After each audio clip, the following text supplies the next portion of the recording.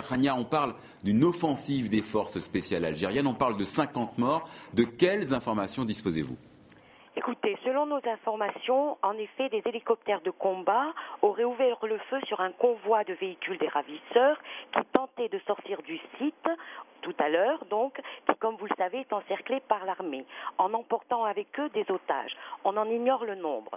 Alors, on sait qu'au moins un véhicule aurait été détruit, et donc, ces hélicoptères, en attaquant donc ce convoi, auraient fait en effet des victimes, à la fois du côté des ravisseurs et des otages. Difficile d'avoir un bilan à l'heure actuelle. Comme vous le savez, Al Jazeera parle de 34 otages qui auraient été donc tués par cette opération et 15 ravisseurs. De son côté, Reuters avance le chiffre de 9 otages et de 8 ravisseurs. Donc voilà, on peut dire que l'opération est toujours en cours, mais il est très difficile d'avoir un bilan. Alors, dernière information qui nous parvient, elle est signée APS de l'Agence nationale algérienne. 4 otages étrangers auraient été libérés au cours de cette opération, 2 Britanniques, un Kényan, un Français. Est-ce que vous pouvez confirmer, Rania ? En effet, donc de sources officielles, il y aurait des otages étrangers qui auraient réussi à prendre la fuite, peut-être plus que 4.